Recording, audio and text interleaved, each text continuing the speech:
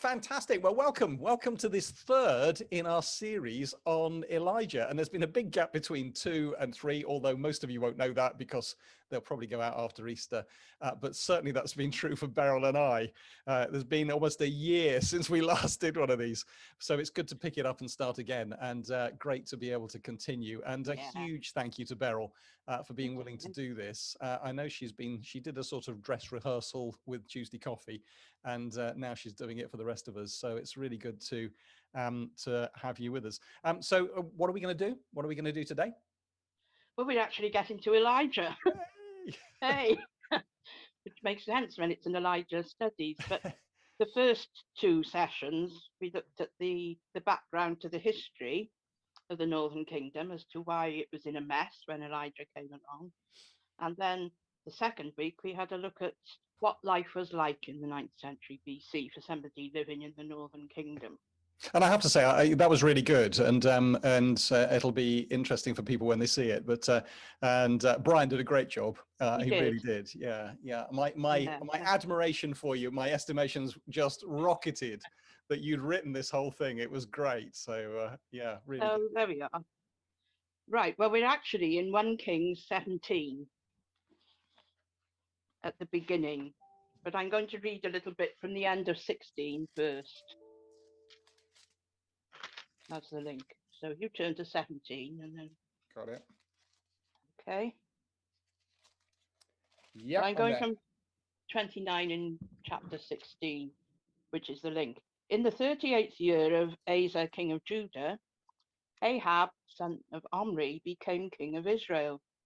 He reigned in Samaria over Israel for 22 years. Ahab, son of Omri, did more evil in the eyes of the Lord than any of those before him. He not only considered it trivial to commit the sins of Jeroboam, son of Nebat, but he also married Jezebel, daughter of Ethbaal, king of the Sidonians, and began to serve Baal and worship him. He set up an altar for Baal in the temple of Baal that he built in Samaria.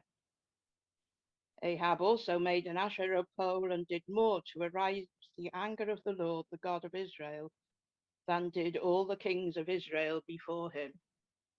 What an indictment. Absolutely. Absolutely. Yeah, it's more than an indictment, isn't it? I mean, it's with bells on, really. Well, yes, there's no getting away from it.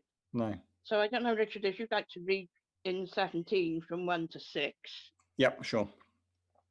Now, Elijah the Tishbite from Tishbe in Gilead said to Ahab, "As the Lord, the God of Israel lives, whom I serve, there will be neither dew nor rain in the next few years, except at my word."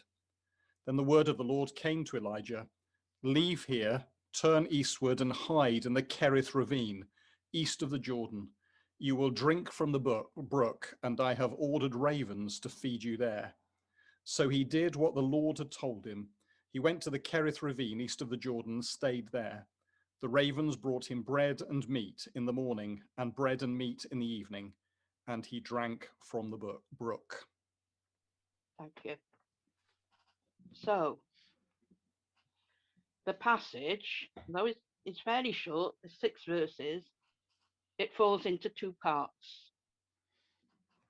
In verse 1, the announcement of the great drought, and then 2 to 6, Elijah's stay in the Kerith Valley. So let's look at verse 1. And what do we learn about Elijah from verse 1?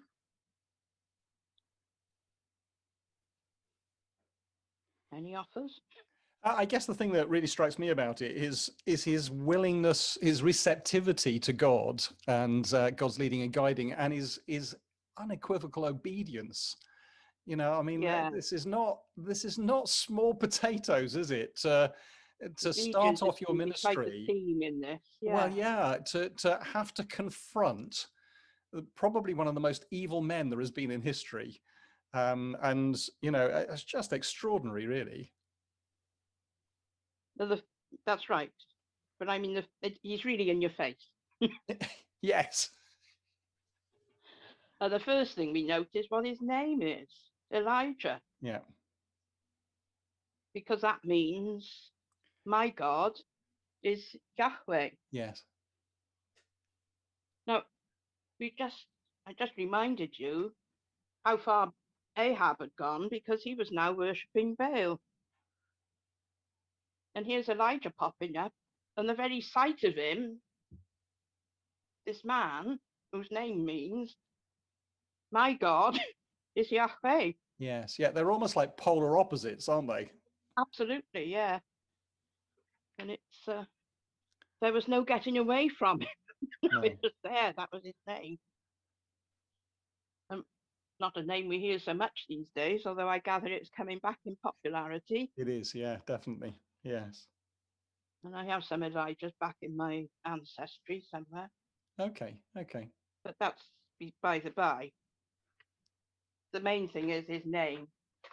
And then where did he come from? Yeah. Tishbe in Gilead. Now remind me Yeah. where that is, because I Well, can't have a look remember. at your map. Okay. Yeah. Let me bring it up.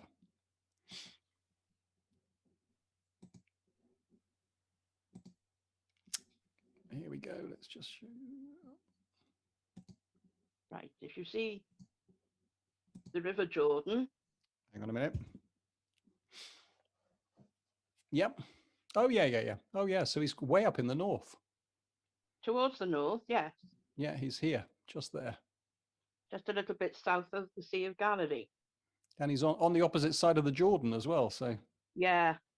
And that's really important. It was a region east of the Jordan. It came between the River Jordan, and the deserts. The desert started really where that dotted line on the edge is. Beyond that was the desert. okay, yeah, But this area to the east of the Jordan, it was a wild and rugged region. Hills, forests, scrubland, and deep valleys, very deep valleys in some cases, some of which were dry and some of which were fed by mountain streams. Now then, this is going to test your memory because we, in our first study over a year ago, I posed the question to you, if you'd been a godly person living in the time of Jeroboam, what would you have done? you'd have moved south, to be honest, wouldn't you? I mean, you'd have wanted You to would go have moved, towards Jerusalem. Yes, you'd have moved. So there was and there that was a was, huge, morass of people moving about. yeah. So although we've seen how the Northern Kingdom was in a mess and the worship of Baal was everywhere, there were people who remained faithful, and they did exactly that. They moved, and some would have moved south, but quite a lot. And they didn't, I must say also, there were many people who remained faithful that stayed in the Northern Kingdom, but a large group moved east across the Jordan to the Tishbe area. Oh, okay, okay. Um, you know, this happens, doesn't it, through history, that people will move if they're being persecuted or religion is difficult for them. We're seeing it today, aren't we? Oh, This is absolutely. not ancient history. This is No, it's topical. now. Yeah, yeah, absolutely. And I mean, we only have to think of things like the Pilgrim Fathers, Mm. the Huguenots, and even our own Baptist forebears, Yeah. Thomas Helvis, who and his mates who went to Amsterdam Mm. back in the early 17th century. So it's, as you say, it's been going on Yeah. all the time. But in the 9th century BC, a significant group moved across the Jordan and settled at Tishbe, which can also mean the place of the settlers. Okay, okay. And they were faithful to the true worship of Yahweh. And courageously, Elijah's parents gave him his name, Elijah. I mean, they would have had no idea what lay ahead of him, No, but absolutely. this was a statement. It's a bit like the Quakers giving encouraging names to their children, some of which were not appreciated. I'm not surprised.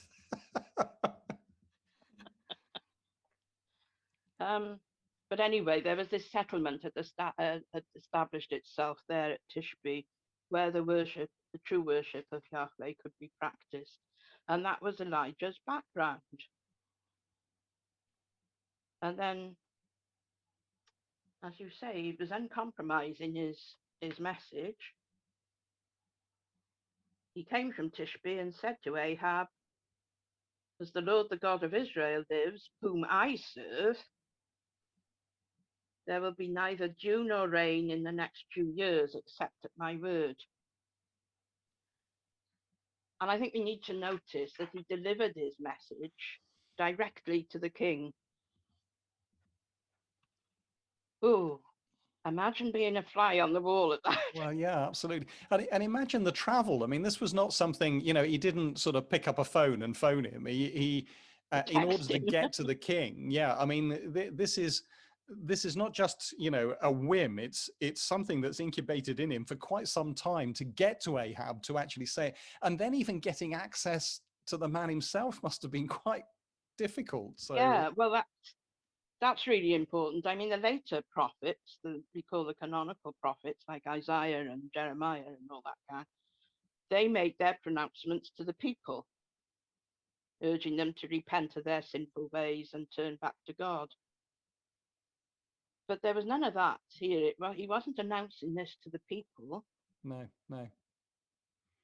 In just over 50 years since the Northern Kingdom had established itself, all trace of the true worship of Yahweh had virtually disappeared. Yeah. Some of it had gone underground, but gross idolatry was rampant. The golden calves, which we saw when we looked at the first session with Jeroboam, or bulls, they were worshipped in the national sanctuaries, the north and south of the kingdom, Dan and Bethel, and also in the local sanctuaries in the villages, the shrines, the high places. And there, the worship of Yahweh really had become syncretized with the Canaanite religion. So that people may well have thought they were worshipping Yahweh, but actually they were worshipping Baal. Okay. And where does Elijah remind me? Where does Elijah fit in terms of the sort of panoply of the prophets? Is he one of the first, or Yes. Right. Okay. So they wouldn't have even Not had a quite. sort of background of prophets that would give him access in some ways to Ahab. Yeah, not quite. There No. were prophets about, but of course he wasn't what we call a writing prophet. Yes. So he comes before the bit that we have in the Old Testament called the minor prophets and the Yeah. major prophets. Before that. And this would have been before the sort of schools of the prophets, which Yeah, they were just starting really round Okay. about. Okay. Yeah. But things had gone from bad to worse under Ahab. Yeah. As we saw, a temple had been erected in Samaria for the worship of Baal. And possibly in the first instance, that was to accommodate Jezebel and allow her to practice her religion. But as we saw at the beginning of this session, Ahab himself also participated in the Baal cult. And it's interesting, that statement, Beryl, isn't it, in verse 33, he did more to provoke. Now, provocation is not accidental. There is something willful and deliberate. That's right. I mean, it's a bit like taking a stick and poking a wasp nest, isn't it? It's, there is a determination on the part of Ahab to poke God in the eye, basically. Well, yes, as we saw in the end of verse 31 of chapter 60, he began to serve Baal and worship him. Yeah. It's only half a sentence really, but there's so much in that. And it makes you know, I've often thought about Ahab as sort of a weak-willed individual He that, wasn't weak at all. no, you actually don't get that impression at all, do you? You don't get the impression that he was a pawn in the hands of Jezebel, but that he deliberately Yeah, brought Jezebel in, yeah, and you know yeah, that he was in the driving seat in lots of ways here. absolutely. I mean, he's often portrayed as being henpecked, the henpecked Yeah, husband, yeah. but he wasn't at all. No. And he and Jezebel, in terms of the ancient Near East, were quite formidable rulers. Okay. Yeah. Yeah. Just their basis was all wrong. Yes. Yes. Absolutely. Yes. Absolutely. Mm. So clearly, he came and spoke to Ahab, indicating that he regarded him as responsible for this deplorable state of affairs in the kingdom of Israel. Mm. There was no, as I say, he was in your face. Well, and you also get the feeling, I mean, just from these two verses, that Elijah's relationship with God, because he sort of appears here almost out of nowhere, but Yeah, that's not true of his relationship to God, because nobody, I would venture to suggest, sort of stands in front of a king and goes, there's not going to be any rain, without having some sense of affirmation and assurance that God had already told him that was the situation. that's right.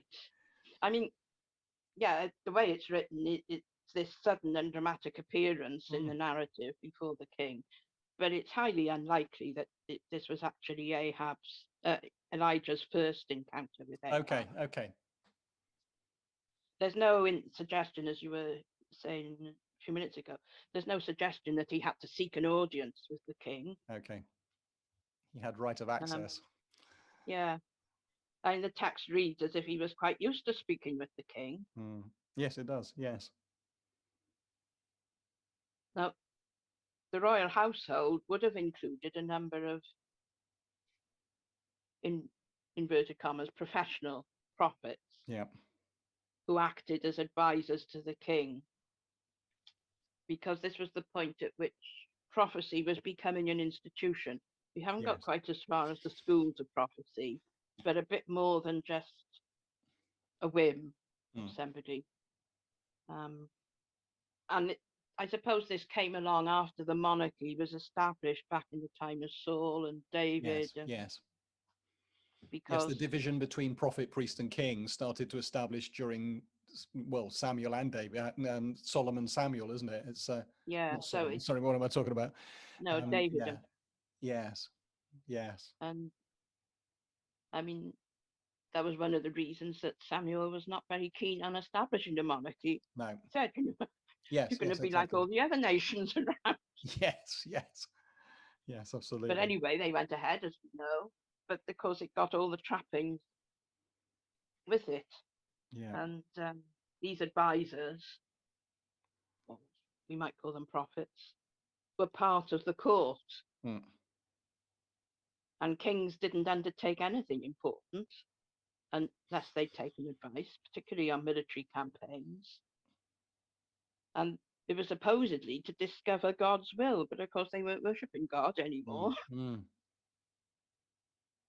But it's And interesting that yeah, I mean, he effectively keeps him in court until God oh says yeah, leave, which is really interesting, isn't it? Because, you know, I mean, Ahab seems to be, you know, almost the Antichrist in a way, and certainly becomes very much like that. yeah, But there's obviously still some deference towards the Lord God of Israel, in some remote way or other here. yeah. And also it was a status symbol, I suppose, within the Yes, court yes, yeah, compared with other nations round about. yeah, As we see in later sessions, there were other prophets around. yeah, But from time to time, one of these sort of court official prophets came to prominence. You think back to the reign of David, the prophet Nathan yeah, was the one who popped up. yeah. You are the man. Absolutely. Yeah, absolutely. And it was the same kind of motivation, to Ahab. This is a message from the Lord God of Israel, whom I serve. Mm, mm. Oh, tongue in the cheek, if ever. it's debatable whether Elijah actually belonged to such a group, but he certainly was a familiar figure at court.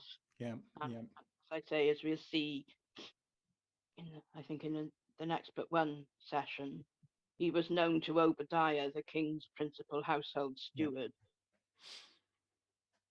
So it wasn't quite as arbitrary as popping up, but his opening words, as you said, as we said, it was an outspoken and uncompromising confession of his faith. Yes, and it's also there's an element of the repetition of the covenant about it, isn't it?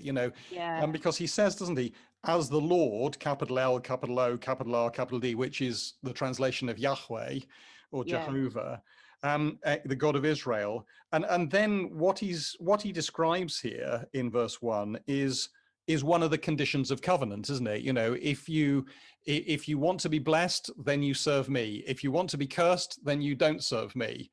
And one of the consequences of not serving is drought, isn't it? I mean, it is laid yes, out in the covenant, isn't it? yes, yeah, it is.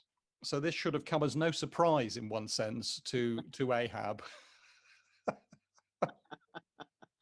But of course, he turned to follow the cult of Baal. Yes, yes, yes. Which is the fertility god. It was about agriculture, wasn't it? So, That's right. so And it has sort of overtones of Moses of Egypt, doesn't it? And yeah, Moses, that every one of the plagues was a challenge to a god of Egypt.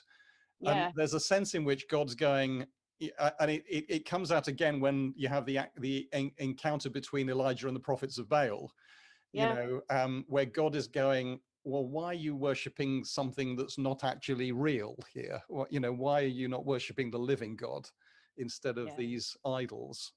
So there's a right divine, battle There's a going on, thread runs spiritual through it. battle. Yeah, yeah, Yeah. And of course, Jezebel had arranged for God's altars to be destroyed. yeah. And many of those who remained faithful to Yahweh had been persecuted and killed. So it's not Mm. surprising, really, that a number of the faithful moved elsewhere. Absolutely. And of course, we'll see later, don't we, that, Elijah gets to the point where he thinks he's the only one left. Yes. So the cleansing, the ethnic cleansing, really, and the destruction of the prophets it goes on a pace. It really must do. Yes. And of course, in the Canaanite religion, it was, as you say, it was fertility based, Mm. and it was openly declared that Baal lived and that Yahweh had ceased to be, Mm. and so spiritual death spread through the kingdom. Yes. Yes. And, and we have to bear in mind, this might sound patronizing, it's not meant to, but the people were not educated. No. That's, back in the 9th century. I don't mean they were stupid, but they No. hadn't No. had the opportunity Yes. to discern. Mm.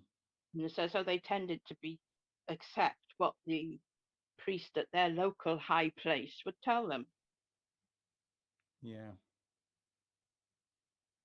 So it was in this dire situation that Elijah popped up before the king Mm.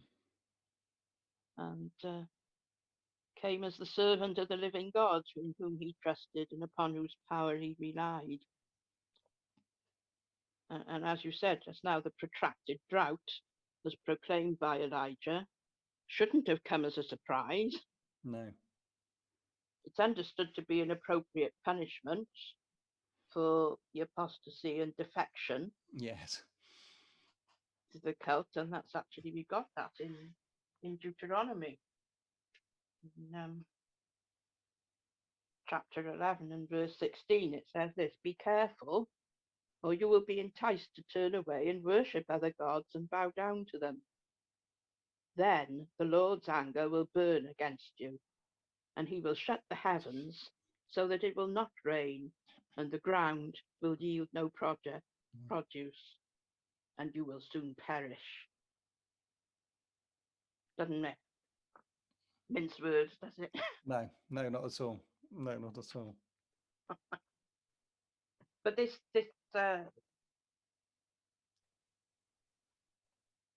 confrontation or meeting with Ahab, the message that Elijah brings, it's uncompromising. Mm. It's stark, it's terrible, it's unpalatable. There's no opportunity offered for repentance,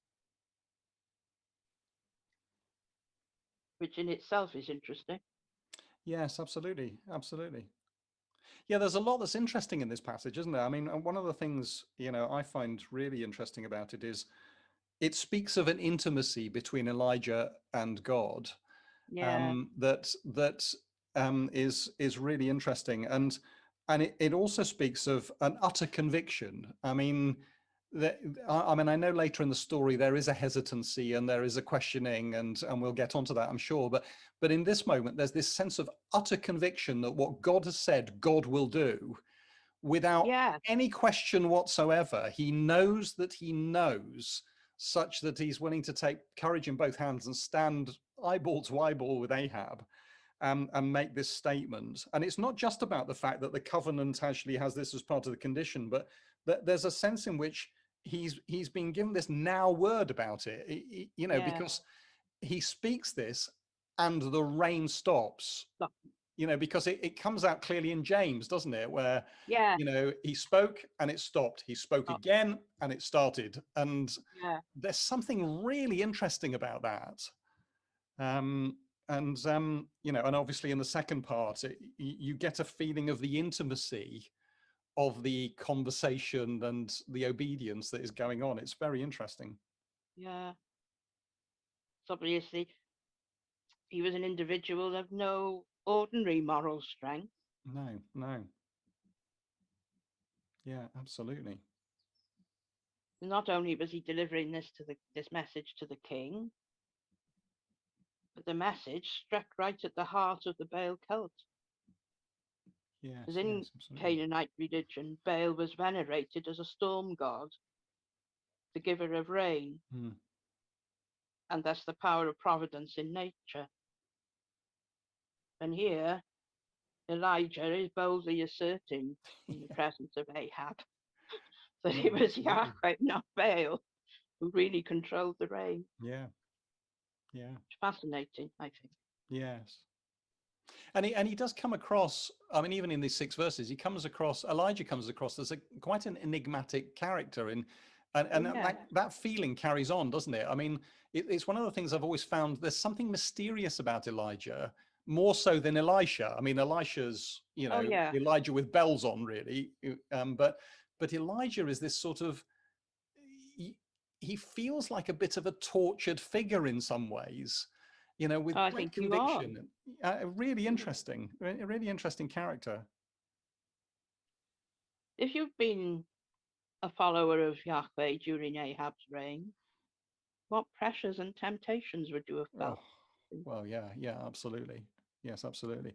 Because there's not only the fear, is there, but there was something very seductive about what was being offered, Oh, yeah. with fertility religions being about temple prostitution, and it was horrendous. I mean, it puts the decadence of our own society, or even the Roman Empire, in the shade, really.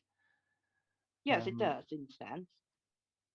And you can see why people fell for it, because it was an agricultural society. Mm, mm, And not just their prosperity, but actually whether they lived or died depended on their crops. yes, yes, absolutely. And if the crops failed, it was a major tragedy. Mm, mm, So if the guy in the local high place was saying, worship Baal, he's the god of storm, he'll bring rain, your mm. crops will flourish, you will flourish. We're getting down towards the prosperity theology Yeah. route. Yes, that's true. Yes, absolutely. Yes, absolutely. But you see, we don't read of any widespread protest against Baal worship from the general population. So what does that indicate to us about Mm. Israel's attitude towards the change in spiritual loyalty? Yeah. Yes, it's either they're positively pro it or they are sufficiently apathetic about it all Yeah. that they're willing to sort of change horses, depending on what's going to be best for them, really. Yes. I think there's an element of human nature in that, isn't Oh there? yes, oh yes, yeah, Quite a strong one. yeah, yeah, And as you say, some would think it was a trivial matter and, it's not going to affect me. But I wonder, perhaps we can think of concessions or compromises in our nation today that some people may view as trivial, but which actually provoke God's displeasure. yes, and also, I mean, one of the things I've thought about is the silent majority, Yeah, who say nothing, and people assume that that means that they assent to what is being proposed by the establishment and institution. And I've often wondered whether there comes a point where you've pushed the silent majority to the point where they go, enough is enough. We are not putting up with this any longer. And when you get to that, and I guess there must have been some element of that, there is a wisdom in keeping quiet sometimes, isn't there? yeah, Particularly if you don't really want the wrath of Ahab, and certainly not the wrath of Jezebel to come down upon you. yeah. So it was from the get go with Elijah. As soon as he appears, you've got this, as I say, he was in your face, Hmm. and the God of Israel, whom I serve. I think that's really Yes, yes. Yeah, as for me and my house, we will serve the Lord. It's exactly, very much yeah, like that, isn't it? Or, yeah. the 39 thesis, here I stand, I can do no other. Who no other, yeah. Yeah, yeah. A courageous man, Mm. because the easy option would have been to have said nothing. Yes, yes. Okay, well, if we look on now to the rest of this passage, verses 2 to 6, and I called this, why did God tell Elijah to go into hiding? Mm. But since it's a year since we've looked at this, I changed that now to go into self-isolation. Yes, yes, yes.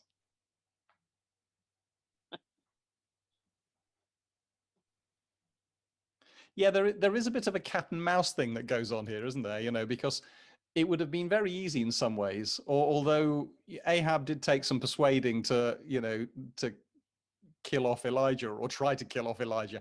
But you get the feeling that God is almost going, okay. Sorry, No, it's fine.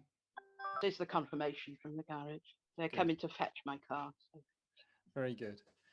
Yeah, you get the impression here that God is sort of letting out the rope a little bit and then pulling it in a bit, and it's almost like he's preserving Elijah's life for the long game, Yeah, because it would have been so easy, wouldn't it, for him to actually stand before Ahab and say, this statement, and for Ahab to go, arrest him, he's gone, that's yeah, it. Because he wouldn't have batted an eyelid, really. So the fact that suddenly you get this God go, okay, now hide, now reappear again, you can yeah. see that God is orchestrating because of what he knows, rather than, Yeah.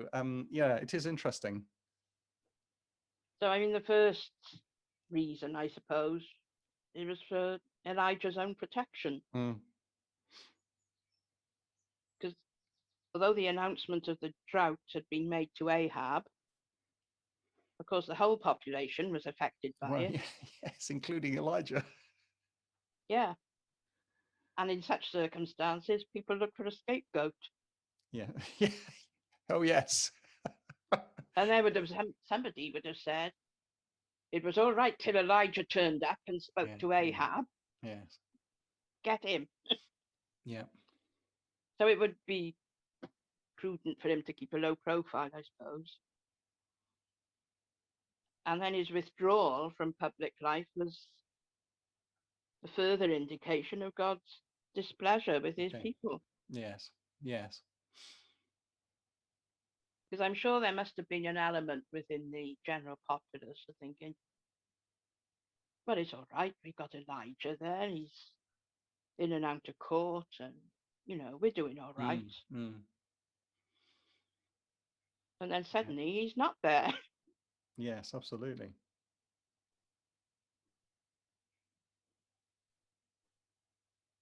So why did he need to go into self-isolation?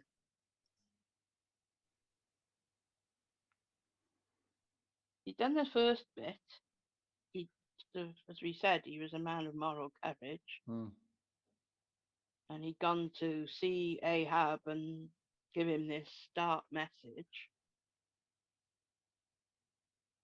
But what happened then? Throughout this whole thing, that there's an element of instant obedience, isn't there? You know, I mean, obviously he'd already had the message from God, you know, you'll speak and rain will stop.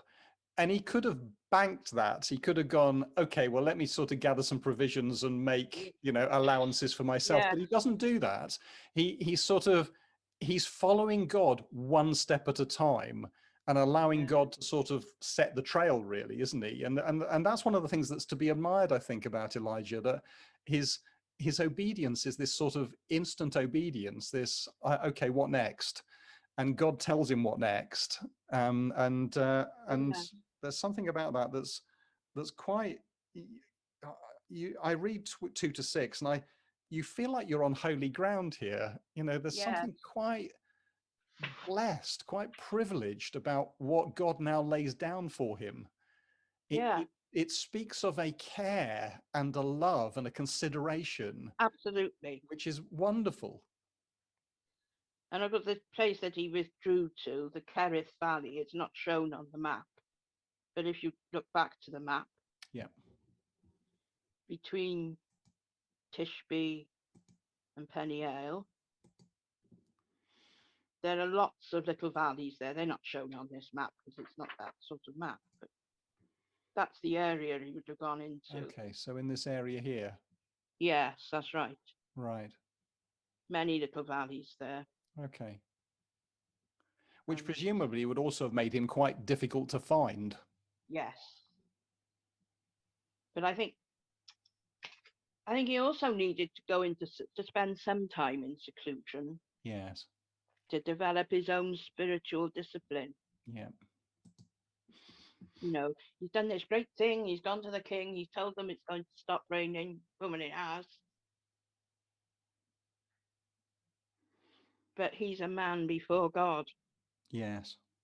Yes, and it is one of the things you get a sense of, isn't it, in the sort of whole of the account of Elijah, that here's a man who's forever learning.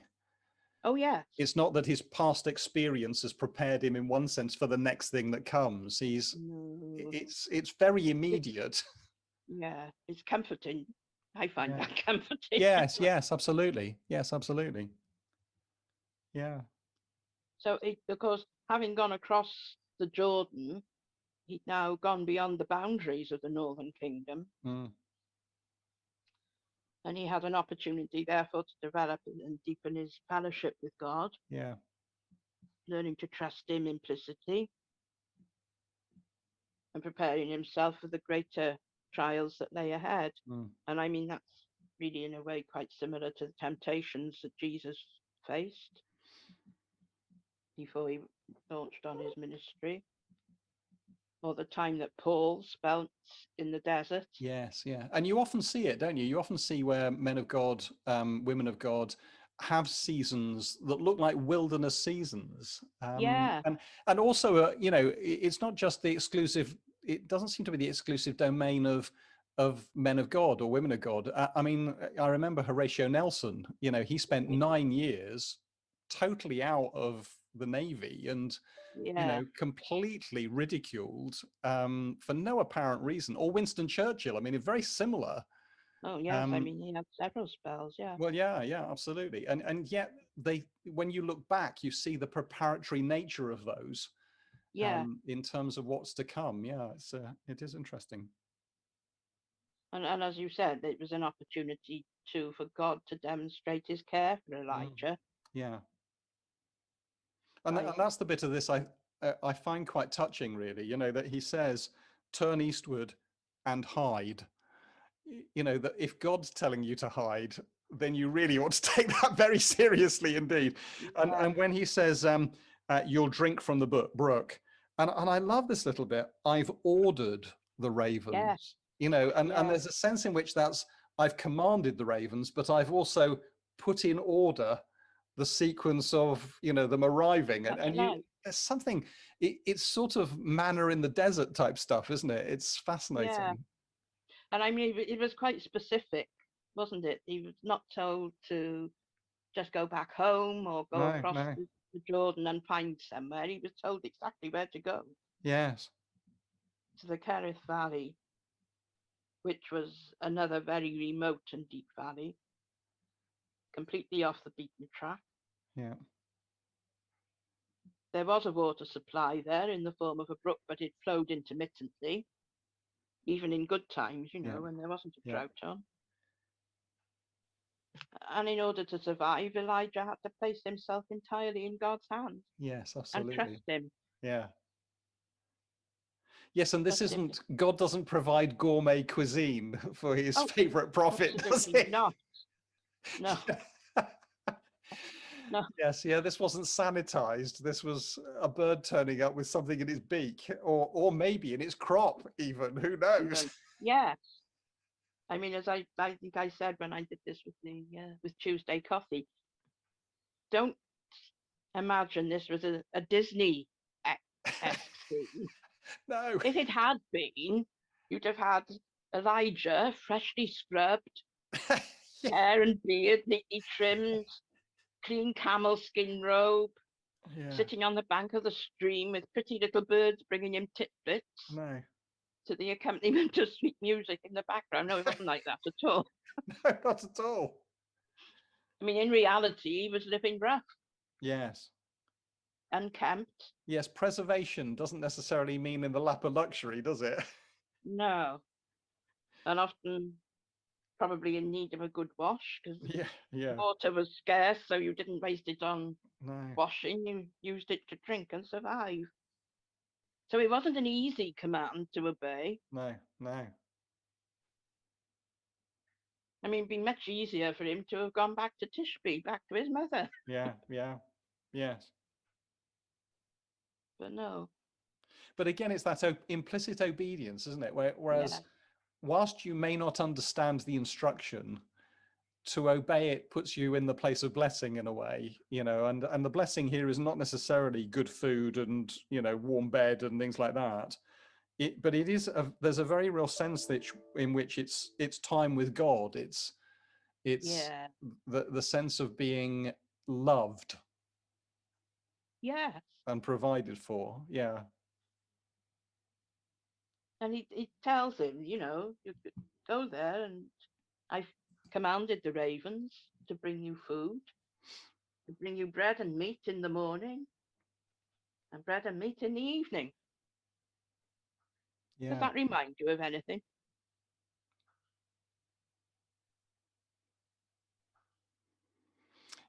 It sounds a bit communion-like in a strange sort of way. Yeah. And it does. It does. But it also speaks of manna and, you know, manna and quail, doesn't it? I mean, it speaks of the wilderness wanderings. Yeah. And here he was in the wilderness, and God saying, well, you know. Yes, absolutely. It's not going to be manna and quail on the menu this time. Yeah. But, you know, I mean, and where do the ravens get it? Because, you know, if there's not a lot of bread about once the drought really sets in. Absolutely. You know, and there's, you know, similarly, there won't be much meat about either. So and I suppose that's the thing, isn't it? You know, it's easy for us to look at it and go, well, this was no cordon bleu, but it was regular and it filled his stomach. And that was more than 80% of the population were going to be experiencing. That's right. And I just find it interesting that it's ravens that are chosen. Yeah. Yes, I you mean, would have expected at least a dove. I mean, come on. well, yeah, exactly. I mean, in our culture, the raven has sinister connotations, It doesn't does. it? Yeah, yeah, it does. Yeah. Often associated with death. Well, yes, yes. And what do Yeah, they and feed even on? with Noah, and the ark, the raven does gets a bit of bad press, really. Yeah. What do ravens feed on? We come to the ark, and then Well, they're carnivores, aren't they? They yeah, feed on dead flesh. I mean, this yeah, is not going to be exactly. pleasant. They feed on carrion, the rotting They do. flesh of dead Yeah, yeah, animals. yeah. And that's what happened when Noah let the raven onto the ark. Yes, yes, absolutely.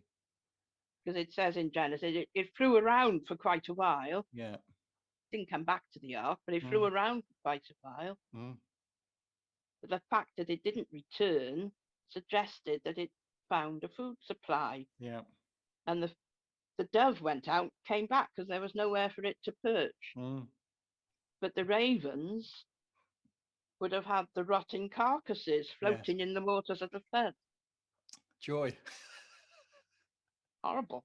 Yeah, yeah, absolutely. Yeah. Yes. I mean, if you think about it, in Elijah's situation, okay, he's made this declaration to Ahab. It's interesting, we don't hear what Ahab's immediate reaction was. No. It's just he made his declaration, and next thing he's going off to the Kerith Valley. Mm, But yeah, there would no doubt have been questions asked as to where he'd suddenly disappeared. Did they search for him? yeah. But across the Jordan there, he was out of Ahab's jurisdiction. But if human beings had brought him food, there was clear a risk that they Yeah. might have divulged his hiding place. Yeah. You know, Mm, where are you going with that bag of sandwiches? yes, absolutely. Yeah. And similarly, if a dog or some other domestic animal had been seen regularly carrying food into the desert, Yes. it would have given rise to investigation, particularly as the food supply started to dwindle. Yes, yes, absolutely. Yeah, yeah. Raven. I'm guessing raven were reasonably common creatures. Yeah, A flock of raven no, yeah, wouldn't really bat anybody's eyelids, really. yeah, no one would have given a second glance to Mm, ravens flying off to the desert carrying food, rotten yes. food, you might add, Yeah. as it would be assumed they were feeding young. It was, and you come back to, you know, God is interested in the little details Yes. and how Yes. he orders Absolutely. things. Yes. Yeah. Yeah. Absolutely. It's mind blowing. It is. Yes, it really is. Yeah. Yes, and the little details, you don't necessarily. It doesn't necessarily mean that it's all going to be, sugar and spice and all things nice. That's right. Not an easy command to obey, apart from No. the physical difficulties. I mean, as you know, how And much yeah, have we heard in the last year about the mental problems of oh yeah, yeah, yeah. self-isolation? Yes, yes, absolutely. Yes, absolutely. Yeah, and we won't. I mean, we won't know the half of that for the next few. It'll unravel in the next few years, won't it? That's right. We're only at the start, really. I think the two verses that really jump out at me here are 2 and 5. I mean, these incredible statements. The word of the Lord came to Elijah, and then verse 5. So he did what the Lord Did had what the told Lord. him. And those two are. I mean, it's no coincidence that they are sort of there and highlighted in many respects, aren't they? They're sort of, this in many respects is the refrain of this man's life. This is going to Yeah, be, you know, and that whenever we think about that, whenever we think about the possibility of God speaking to us, we assume that it's just going to lead to sort of pure joy and instant blessing and everything's going to be okay. And this sort of gives the lie to that. Sometimes obedience means going through tough times. It's walking through the valley of yeah, the shadow. And it may be ultimately that it leads to blessing, but in the short term, it doesn't look like it. no. So it was a real test of Elijah's faith. Mm, mm. I mean, could the ravens be relied upon, for instance? Yes, yes, absolutely. I mean, Yeah. birds of prey carrying food, albeit rotten food, in a time of drought and famine, would have been much more likely to have devoured the food themselves. Mm, mm. Yes, it's constantly requiring of you to trust God, isn't it? Yes. You know, the only reason these ravens are going to come is because God has ordered them. And your food is not determined by the ravens, because it runs counter to their, as you say, counter to their disposition and their nature. It is about utter reliance upon God, utter reliance. Yeah. Yeah. Mm. So, I mean, what these verses show us, I mean, first of all, was the command from God to go and hide in the Kerith Valley. Mm. That came first. And then came the promise of sustenance. Yes, yes. So for Elijah to survive, first he had to put his trust in God, then obey him, Mm. and then the promise was fulfilled. Yeah. Yes, absolutely. Yes, it doesn't say what happens along the way. It says what happens when he gets to the destination, doesn't it?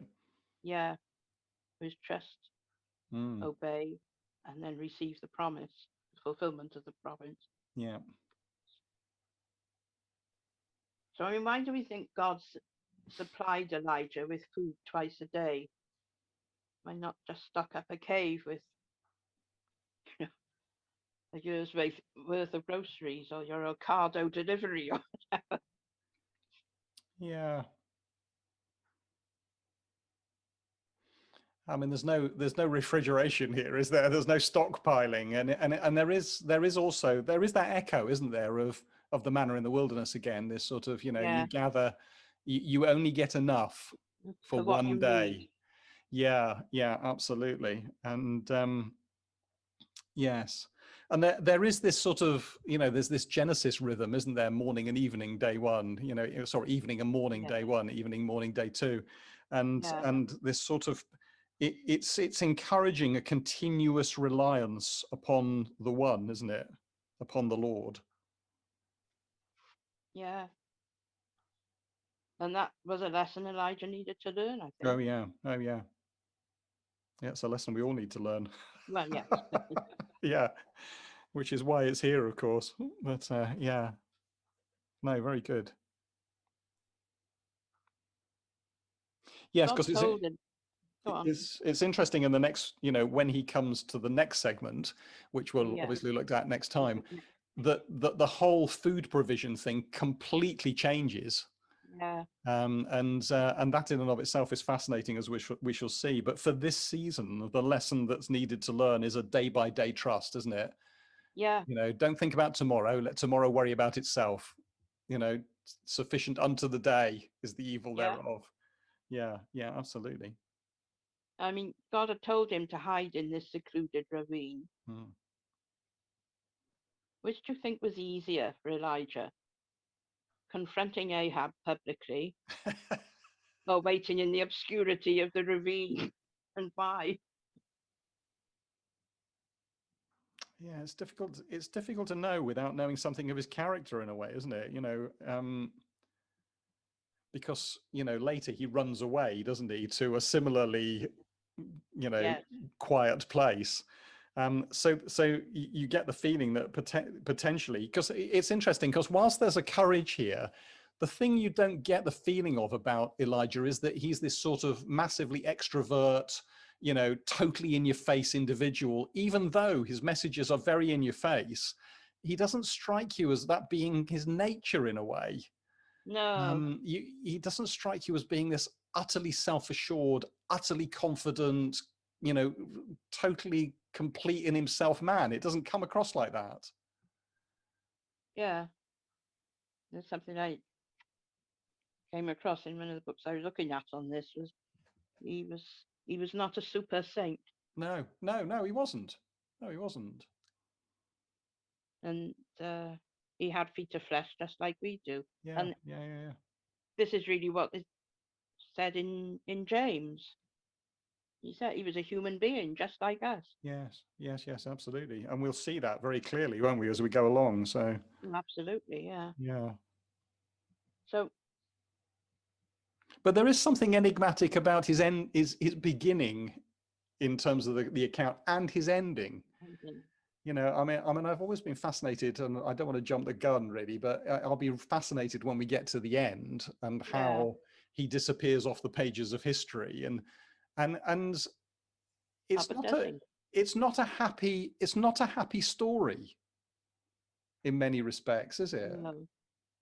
You know, it's I'm not going to go ahead with that. yeah. Sorry. I mean, no, it's all right. That's what we're about. But, I mean, I suppose the question is, do we find it easier to do God's will or to wait for God's time? Yeah. What's difficult about each? Yeah, there is. Yes, absolutely. Yes, absolutely. Yeah. Yes, and there is a rhythm here, isn't there? There's a rhythm of public appearance, withdrawal, public appearance, withdrawal. You know, and the tension between the timings on the one hand and doing on the other. Yeah.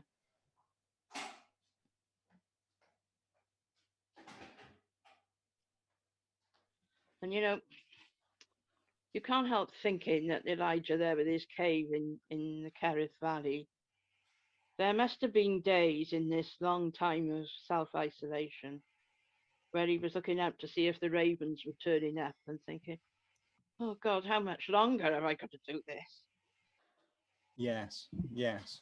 And people have been thinking like that during self-isolation. Oh yeah. How much longer is this going on? Yeah. It's funny, we were laughing about it this morning because this time last year I said to Jeremy, I think we need to do an annual subscription for Zoom, and he went, no, that's a bit over the top, that is. And he said, I eat my words. Yeah. But yeah.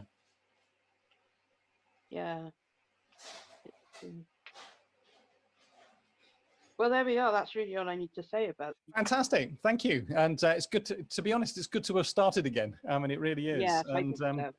And, you know, Elijah is one of those characters in the Old Testament. Well, he's so significant. I mean, we see that on the Day of Transfiguration, don't we? That he is the prophet, you know, and therefore, in the estimations of God, he's really important. But he is quite enigmatic, and it's really interesting to study it because I think there's a lot here that we can learn and that we need to learn out of this man's life. Yeah, definitely.